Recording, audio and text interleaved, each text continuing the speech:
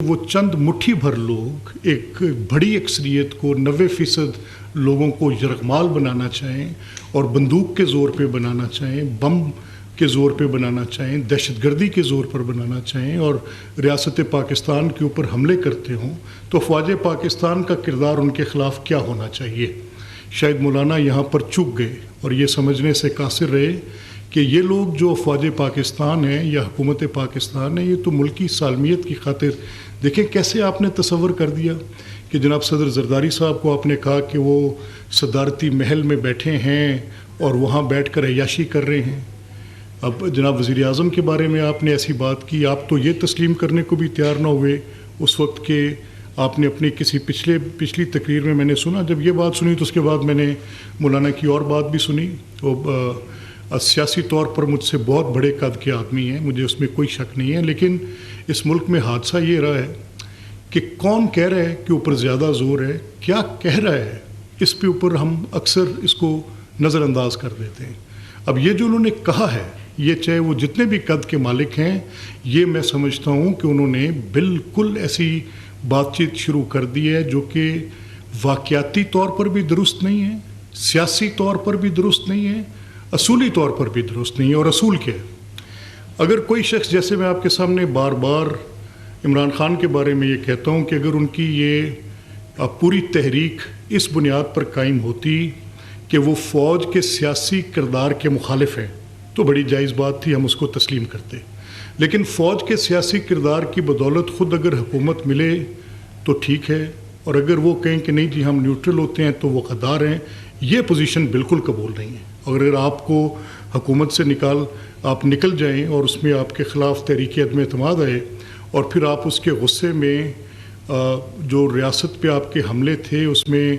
अदालत पे हमला तो था ही था, उसमें मईशत पे हमला तो था ही था, सियासत पे हमला तो था ही था, पार्लियामेंट पे हमला तो था ही था, लेकिन आप उसकी साकिर पाकिस्तान पर भी हमला कर दें और जाके आप बिल्कुल कोर कमांडर के घरों से लेके फ़ौजी डेड से लेके शोदा की यादगारों तक, तो व्हाट लेस मौलाना डेड।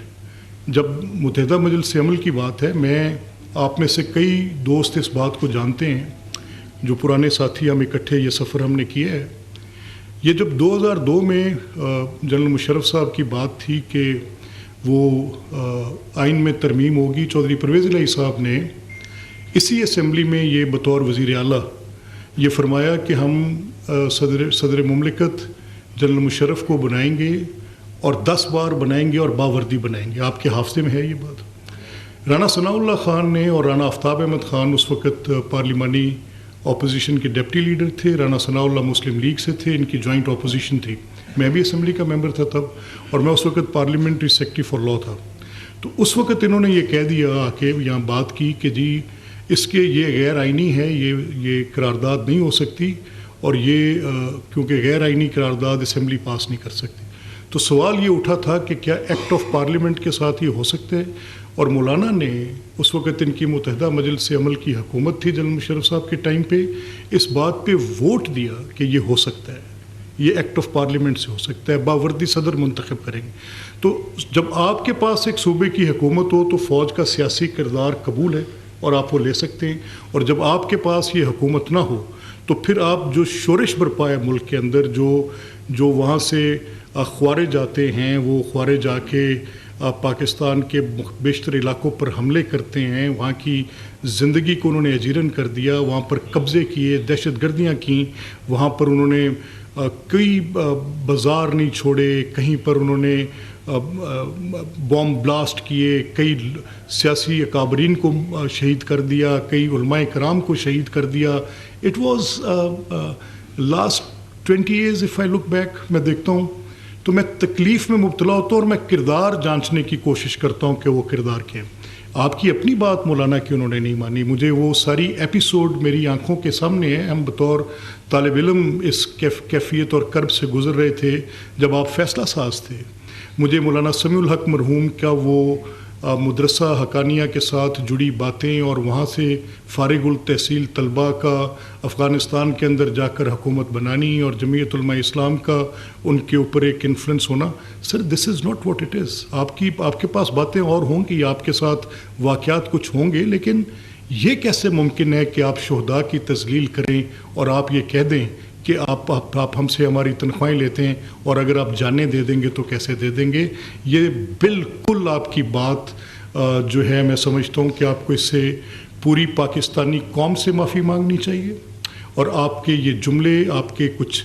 سیاسی نقطوں میں بات چیت کرنا ضروری بات ہے، لیکن ہم کسی سے بھی، چاہے وہ عمران خان یا اس کی جماعت شہداء کی بے حرمتی کرے، چاہے وہ مولانا فضل الرحمان جیسا جید عالم کرے، ہم کسی سے بھی عوام پاکستان یہ نہ توقع کرتے ہیں اور ہم آپ سے تقاضا کرتے ہیں کہ آپ اس پہ معافی مانگیں۔ اسی کے ساتھ میں یہ بات بھی آپ کے سامنے آپ کے گوش گزار کرنا چاہتا ہوں، اور میں آپ کے ساتھ یہ بات کوئی لگی لپٹی رکھے بغیر نہیں کروں گا۔ دیکھیں، وہاں پر